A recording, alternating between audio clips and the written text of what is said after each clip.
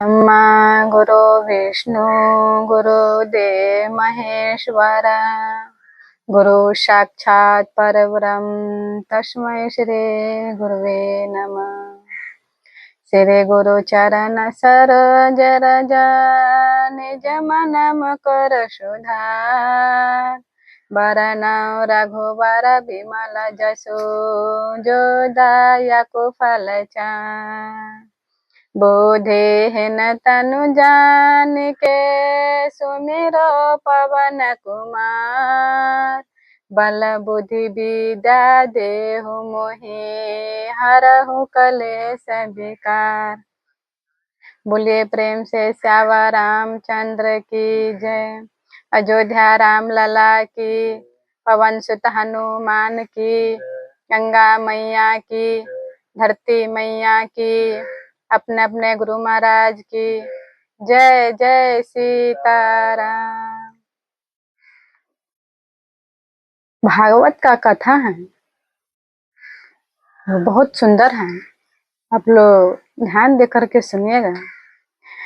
सच्चिदानंद Rupayan विश्वत्यादि Hathaway तापत्र विनाशा Shri Krishna वयम नमः। सच्चिदानंद, सच्चिदानंद तो सब अपना मुख से निकालते हैं, पर सच्चिदानंद का अर्थ क्या है, उसका मतलब क्या है जानते हैं? सच्चिदानंद जैसे सत, सत का अर्थ है कि वो पहले भी था, जब ये सृष्टि नहीं था, जब कुछ नहीं थे, तो परमात्मा ही प्रभु ही थे, भगवान के सिवा कुछ नहीं था। और ये मध्य जैसे अभी, अभी भी प्रभु ही है, प्रभु के सिवा कुछ नहीं है। और अंत में एक प्रभु ही रह जाएंगे, कुछ नहीं रहेगा। जब ये सृष्टि का प्रलय होगा। और चित का अर्थ है रोशनी। जैसे जब रात्रि में पूरा अंधेरा रहता है तो हम लोगों का रोशनी का आवश्यकता है, बल्ब की, बल्ब जलाते हैं, अंधेरा में कहीं नहीं जाते हैं, अगर जाते भी हैं तो हाथ में टॉर्च लेकर के जाते हैं। तो उस प्रभु का किसी रोशनी का आवश्यकता नहीं है, वो स्वयं रोशनी है, स्वयं प्रकाश है। जैसे सूर्य भगवान है तो रोशनी दे रहे हैं, दिन में जो ये रोशनी है प्रभु से ही ये रोशनी आ रहे हैं। तो इसीलिए वो चित्त, वो स्वयं प्रकाशमान है। और आनंद, आनंद का मतलब है जो, बोलिए प्रेम से श्यावा राम, का मतलब है कि जो आनंद, सभी आनंद चाहते हैं, सभी कहते हैं कि हम खुशी से रहें, आनंद से रहें, पर वो आनंद कहाँ खोजते हैं? हम लोग संसार में खोजते हैं, बेटा में, पोता में, नाते में, धन में, वित्त में, पद प्रतिष्ठा में, उसमें आनंद खोजते हैं, पर वहां पर आनंद नहीं मिलने वाला है। वो आनंद कहाँ मिलेगा? जैसे हम लोग किसी दुकान में जाते हैं तो कहते हैं कि ये वस्तु यहाँ पर नहीं मिलेगा, ये वस्तु उस दुकान में मिलेगा। तो ये जो आनंद है, ये आनंद संसार में मिल ही नहीं सकता है, चाहे कितना भी उपाय कर लीजिए, चाहे कितना भी परिश्रम कर लीजिए, वो आनंद मिलेगा, वो प्रभु में मिलेगा। तो हमें कैसे मिलेगा? वो अपना अंदर में, जैसे एक बूढ़ी माता थी, उसका एक सुई हेरा गया, उसका सुई हेरा गया घर में, और वो ढूंढ रही थी बाहर। तो बहुत मनुष्य होते हैं, उसका हृदय कोमल होता है और दयावान होते हैं। तो देखा उस बूढ़ी माता को ढूंढते हुए, तो कहा कि माँ क्या ढूंढ रही है, हम भी सहायता कर देते हैं। कहा कि बेटा सुइया हेरा गया है। वो भी ढूंढने लगा और मनुष्य आए, 2-3 ढूंढने लगा मनुष्य, पर नहीं मिला। शाम हो गया ढूंढते ढूंढते। तो फिर वो मनुष्य पूछा कि माँ आप ये बतलाइए कि आपका वो सुई हेराया कहाँ है। कहा कि वो तो घर में हेराया है। तो कहा कि जब घर में भूल गया है तो यहाँ पर कैसे मिल सकता है आपको, इसीलिए घर में चलिए और वहां पर ही मिलेगा। घर में जाकर के उसको मिला। यही कहते हैं कि ये जो आनंद है, ये आनंद है प्रभु में, उसी घर में, पर हम सब ढूंढ रहे हैं बाहर संसार में। और ये जिंदगी बीत जाएगा, यही शाम हो जाएगा और ये कभी नहीं मिलने वाला है।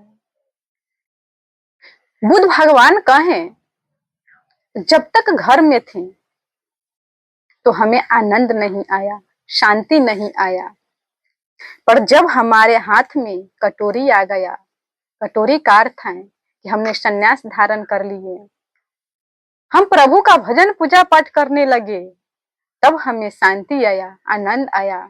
वो तो राजा के पुत्र थे, इतना भोग सामग्री था, फिर भी शांति नहीं आया, आनंद नहीं आया।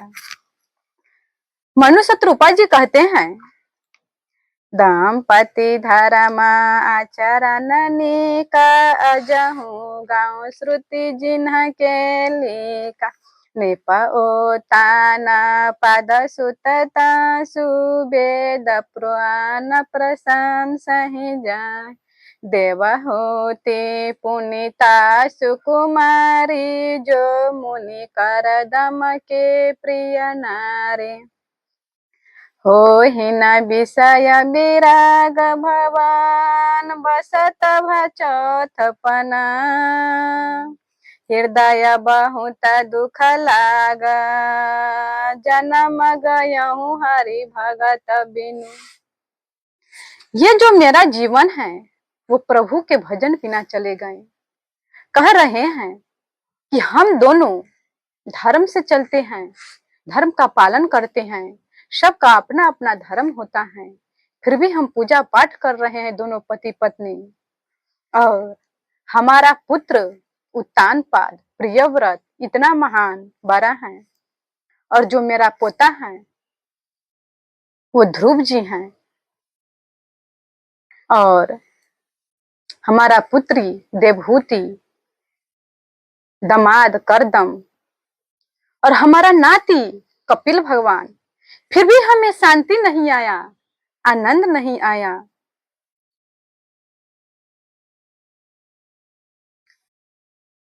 मनुष्य रूपा हमें क्या शिक्षा दे रहे हैं? हमें ये शिक्षा दे रहे हैं, बहुत मनुष्य कहते हैं कि हमारा इतना बड़ा पुत्र है, पुत्री है जो नौकरी कर रहे हैं, सब नौकरी हारा है, हमारा बंगला है, इतना बड़ा घर है, हमारा पोता पोती है, फिर भी उसको शांति नहीं मिलेगा, उसमें शांति खोजेगा, आनंद खोजेगा। चाहे कितना भी बड़ा है, वो आनंद मिलेगा जब तक प्रभु का भजन नहीं करेगा, वो मिल ही नहीं सकता है। जैसे कहते हैं कि नंद घर आनंद भयो, नंद घर आनंद, आनंद कहे हैं, वही प्रभु आनंदमय हैं। और कहते हैं तापत्र विनाशाय श्री कृष्ण वयम नमः। तीनों तापों से जो छुड़ाने के लिए, 3 ताप, ये 3 ताप क्या हैं? मनुष्य हर समय वो तीनों तापों से जलते रहते हैं, तो कहेगा क्या ये जो अग्नि का ताप है वो, या बहुत धूप रहता है तो शरीर में जलन होता है, लगता है धूप, तो क्या वो ताप है? नहीं। अगर हम अग्नि में कोई मनुष्य जलता है तो 1 घंटा में, 2 घंटा में या 5 घंटा में जल करके भस्म हो जाएगा। पर ये तीनों ताप ये हैं कि मनुष्य का शरीर नहीं छूटता है, पर हर समय वो जलता रहता है। तो उस तीनों तापों से छूटने का क्या उपाय है? हम कैसे छूट सकते हैं? वो तीनों तापों से हमें प्रभु ही छुड़ा सकते हैं। दैहिक दैविक भौतिक ताप राम राजा काहू नहीं व्यापा। दैहिक दैविक भौतिक तापा राम राज काहू न व्यापा। ये प्रभु का राज्य में ये तीनों ताप नहीं तपते हैं। जो प्रभु का भक्त है तो तीनों ताप क्या हैं? जैसे एक बहुत बड़ा सेठ था और उसका बहुत बिजनेस था, बहुत बड़ा काम चल रहे थे, फैक्ट्री सब था, नौकर था, बहुत बड़ा उसका घर था। वो अपना अपना काम कर रहे थे, पर वो सोच रहे थे उसको पास एक पुत्र और पुत्री था। बहुत आनंद से जीवन बीत रहा था और बहुत खुशी था। अब कह रहा था कि हमारा पुत्री अब 12 हो गई है, अब उसको शादी करेंगे। पर क्या हुआ, नौकर को लेकर के ही चले गए। जो नौकर था फिर उसी मानसिक चिंतन में वो खो गए और बहुत चिंतित हैं, बहुत दुख हो गया, ये कैसे हो गया। इसी प्रकार से मनुष्य नाना प्रकार से उसको दुख आता रहता है, संकट आता रहता है। पर एक सेठ और थे, तो उसको पास भी नौकर था, बंगला था, सब कुछ थे, किसी चीज के कमी नहीं थे, पर उसको शरीर में रोग था, भौतिक ताप। और उसी के सामने में हमने देखा कि एक बहुत बड़ा मनुष्य था, उसी के पैसे से नौकर और मनुष्य सब खा रहे हैं, रसगुल्ला, मिठाई, खीर, पूरी, न जाने सब कुछ खा रहे हैं। पर हमने उसको देखा, एक बहुत सुंदर पात्र में उसको नौकर लाए और वो घूंटी फाड़ फाड़ के खाने लगे। हमने कहे बहुत अच्छा से कोई सामग्री लाए होंगे खाने के लिए, पर कहा कि क्या करे महाराज, ये शरीर में रोग हो गया है, कष्ट हुआ है, डायबिटीज हो गया है, हम कुछ नहीं खा सकते हैं, रसगुल्ला, मिठाई कुछ नहीं। देखिए कितना उसका मन में दुख हुआ होगा कि हमारा ही सामान, हमारा ही वस्तु, जो भोजन सामग्री है, दूसरा आदमी सब खा रहे हैं, उसी के सामने में खा रहे हैं, पर वो सिर्फ रोटी सब्जी खा सकते हैं सादा, और कुछ नहीं। तो वो शरीर के ताप से वो तप रहे हैं। पर और एक मनुष्य को हमने देखा कि बहुत गरीब थे, बहुत गरीब, मुश्किल से उसका घर चलता था, मजदूरी करते थे, पर उसका